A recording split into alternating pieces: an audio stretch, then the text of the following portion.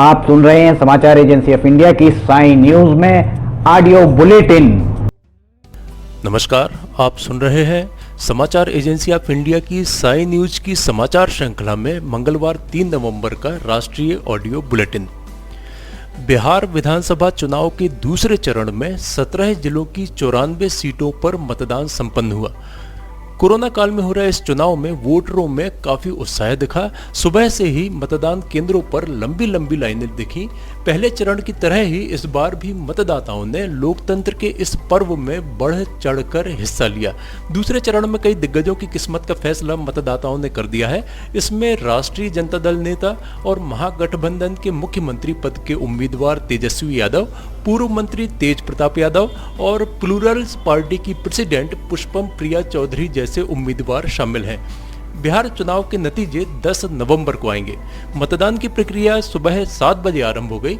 शुरुआत में कुछ मतदान केंद्रों से ईवीएम खराब होने की बात सामने आई थी। हालांकि चुनाव आयोग के कर्मियों ने शीघ्र ही उसे ठीक भी कर दिया।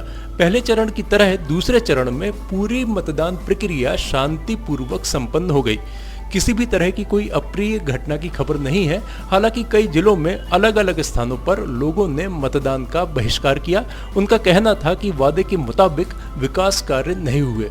अधिकारियों के समझाने के बावजूद वहां के लोग नहीं माने और मतदान का बहिष्कार कर दिया। वहीं कोरोना के लिए प्रत्येक केंद्र पर विशेष इंतजाम किए गए थे। बिना मास्क के मतदान करने की अनुमति नहीं थी।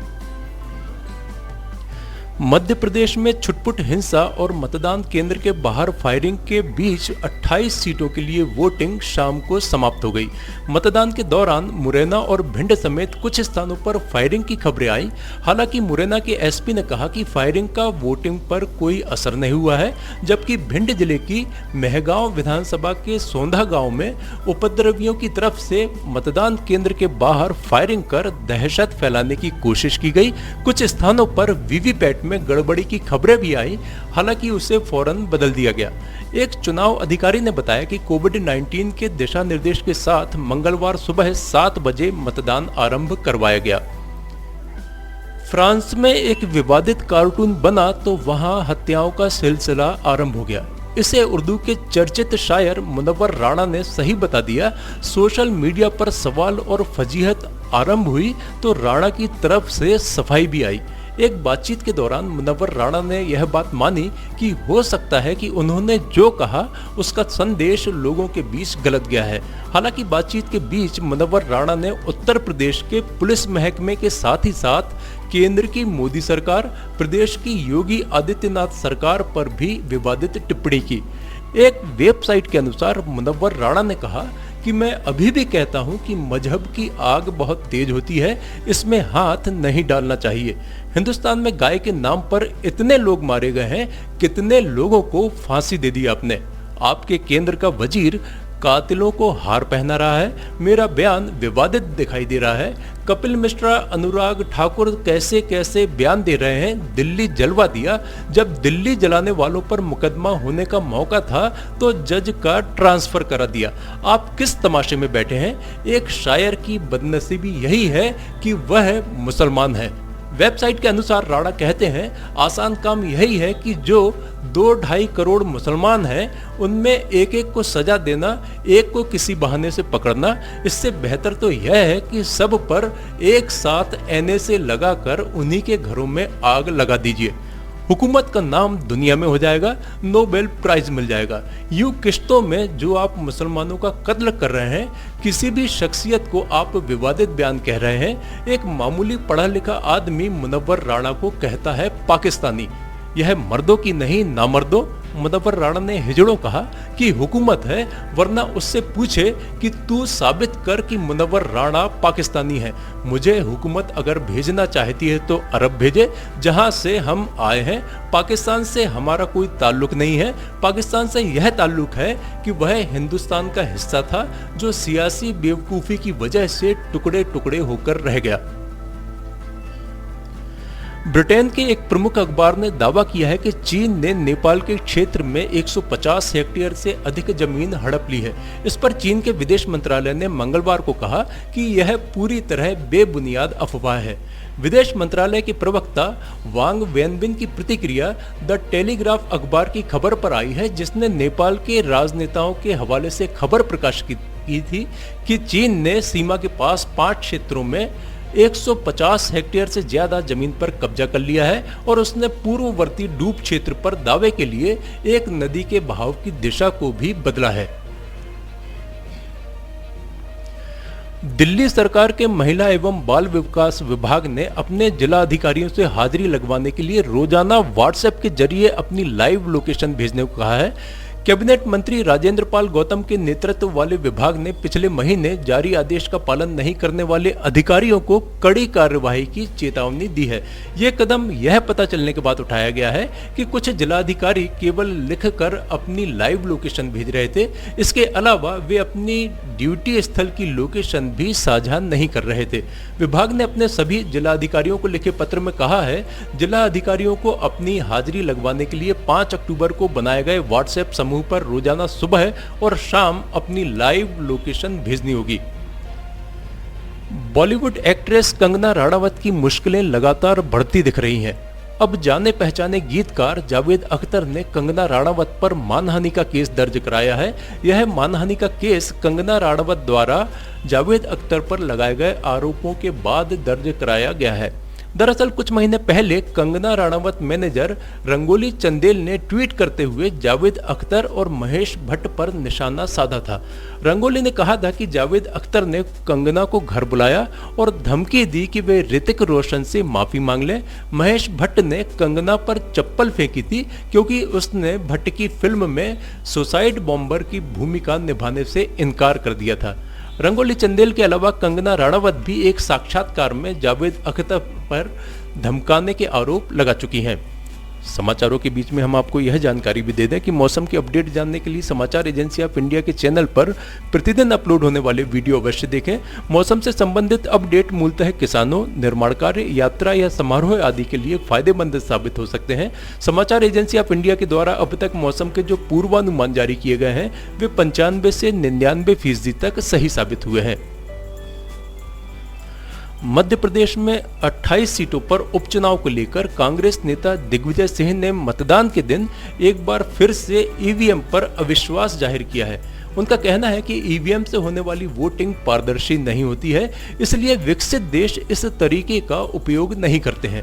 इसे लेकर सोशल मीडिया पर लोग उन्हें आड़े हाथों ले बैठे। एक यूजर ने लिखा कि ईवीएम पर भरोसा नहीं है तो 2018 के विधानसभा चुनाव दोबारा कराने की मांग क्यों कर रहे थे। दिग्विजय सिंह ने एक ट्वीट में लिखा कि तकनीकी युग में विकसित देश ईवीएम पर भरोसा नहीं करते, पर भारत और कुछ छोटे देशों में ईवीएम से चुनाव होते हैं। विकसित देश क्यों नहीं कराते? क्योंकि उन्हें ईवीएम पर भरोसा नहीं है। क्यों? क्योंकि जिसमें चिप है वह हैक हो सकती है। दिग्विजय के बयान पर एक यूजर ने लिखा कि जब कांग्रेस जीतती है तो वही ईवीएम ठीक हो जाती है। जिन्हें खुद अपने पर भरोसा नहीं, वो दूसरों पर या मशीन पर क्या भरोसा करेंगे। दम पूरा लगा दिया कि ईवीएम हैक करके दिखा दें, लेकिन खोदा पहाड़ निकली चूहिया। और ये विकसित देशों की बात करते हैं, वहां कांग्रेस की तरह बोगस मत नहीं पड़ते, डंडे पड़ते हैं। देश में कोरोना संक्रमित मरीजों की संख्या 82,69,651 पहुंच गई है। इसमें से वर्तमान में सक्रिय मामलों की संख्या 5,42,114 है, जबकि 76,02,990 मरीज अब तक इस बीमारी से ठीक हो चुके हैं। इस बीमारी से हुई मृत्यु का आंकड़ा 1,23,154 हो गया है। कोरोना संक्रमितों के सक्रिय मामलों की संख्या जिन राज्यों में 20,000 से अधिक हो गई है, उनमें महाराष्ट्र में सर्वाधिक 1,18,777 सक्रिय मरीज हैं। इसके बाद केरल में 86,684 सक्रिय, कर्नाटक में 44,805 सक्रिय मरीज, पश्चिम बंगाल में 36,576, दिल्ली में 33,308, उत्तर प्रदेश में 23,035, आंध्र प्रदेश में 22,538 और छत्तीसगढ़ में 21,914 सक्रिय मामले हैं। आप सुन रहे थे समाचार एजेंसी ऑफ इंडिया की साई न्यूज में शरद खरे से मंगलवार 3 नवंबर का राष्ट्रीय ऑडियो बुलेटिन। बुधवार 4 नवंबर को एक बार फिर हम ऑडियो बुलेटिन लेकर उपस्थित होंगे। आपको ये ऑडियो बुलेटिन यदि पसंद आ रहे हो तो आप इन्हें लाइक, शेयर और सब्सक्राइब अवश्य करें। सब्सक्राइब कैसे करना है यह प्रत्येक वीडियो के अंत में हम आपको बताते ही हैं। अभी आपसे अनुमति लेते हैं। नमस्कार। नमस्कार दोस्तों, हम आपको आज बताने जा रहे हैं कि समाचार एजेंसी ऑफ इंडिया के साई न्यूज़ और समाचार एजेंसी ऑफ इंडिया के चैनल को आपको किस तरह सब्सक्राइब करना है। सबसे पहले आप अपना ब्राउज़र खोलिए, या तो ब्राउज़र खोलेंगे या फिर आपके पास यूट्यूब का ऐप होगा उसे खोलिए, या तो ब्राउज़र में youtube इसके बाद डॉट लगाकर com youtube.com आप खोलेंगे। यूट्यूब आपका खुल जाता है। यूट्यूब में आप लॉगिन हैं, साइड में यहाँ आपको लॉगिन करना होगा।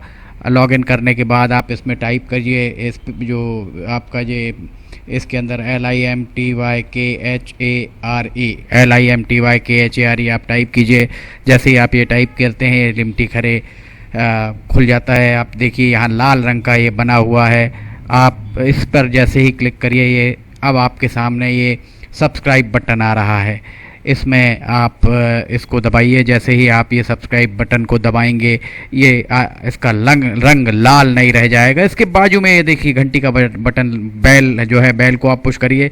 बेल में नोटिफिकेशन आप ऑल कर दीजिए। जैसे ही आप नोटिफिकेशन ऑल पुश करते हैं वैसे ही आप समाचार एजेंसी ऑफ इंडिया की इस चैनल को सब्सक्राइब कर देते हैं। अब हम आपको बताते हैं समाचार एजेंसी ऑफ इंडिया के अगर होम में आप देखेंगे तो होम में आपको शुरू के 4-5 जो वीडियोज़ हैं वो आपको दिखाई देंगे। इसके वीडियोज़ में अगर आप जाएंगे तो वीडियोज़ में आप देखिए अभी तक जितने भी वीडियोज़ अभी तक डले हुए हैं सारे के सारे वीडियोज़ आपको इसके अंदर दिखाई दे जाएंगे। आप जो भी वीडियो चाहें, आप इसको जो भी वीडियो आप चाहते हैं उस वीडियो को आप चाहें तो क्लिक करके खोल सकते हैं, उसे आप देख सकते हैं।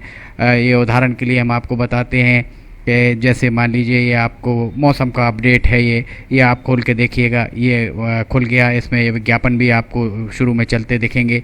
इसके बाद आप बैक करके वापस जा सकते हैं। प्लेलिस्ट में अगर आप जाएंगे तो प्लेलिस्ट में आपको बहुत सारी चीज़ें, बुंदेली लोकगीत, हास्य, Sai news, cartoons, weather update, audio bulletin, Limti की लालटेन एक विशेष प्रोग्राम इसमें होता है, वीडियो न्यूज़, रिलीजियस फार्मूलाज जो भी बच्चों के उपयोग के लिए, स्पेशल रिपोर्ट, कविताएं, citizen reporting, architecture, daily news, appeal अगर किसी के द्वारा अपील की जा रही है तो वो, वॉइस न्यूज़, मीडिया मीमांसा, हिंद गजट की सुर्खियाँ और अदर्स में बहुत सारी चीज़ें आपको मिल जाएंगी। इसके बाद कम्युनिटी में अगर आप जाते हैं, इसकी कम्युनिटी में जाएंगे तो आपको अब तक कितने भी वीडियोस जितने भी डले हुए हैं वो सारे के सारे आपको मिल जाएंगे। अबाउट में इसके क्या है, समाचार एजेंसी ऑफ इंडिया के जरिए देश प्रदेश में घटने वाली घटनाओं, समसामयिक विषयों पर चर्चाएँ, ऑडियो बुलेटिन्स, मौसम के अपडेट, स्टूडेंट्स के लिए जानकारियाँ, मनोरंजन आदि को स्थान दिया जाता है। समाचार भेजने के लिए ईमेल LIMTYKHARE@gmail.com और व्हाट्सअप नंबर 9425011234 9584647438 पर वीडियो भेज सकते हैं। आप वापस होम में आप आ जाइए। आप देखिए सब्सक्राइब, आप इस तरह आप इसको सब्सक्राइब कर सकते हैं। सब्सक्राइब ज़रूर करें और अपने दोस्त मित्र यारों को कराएं, ताकि जैसे ही आप सब्सक्राइब करते हैं, सब्सक्राइब करने के बाद इसमें जितने भी वीडियोज़ आएंगे वो तुरंत आपने, चूँकि ये बेल आइकॉन जो हमने आपको दिखाया है, बेल आइकॉन आपने पुश किया है, इसलिए जितने भी वीडियोज़ आएंगे वो सारे के सारे वीडियोज़ आपको तत्काल मिल जाएंगे। नमस्कार।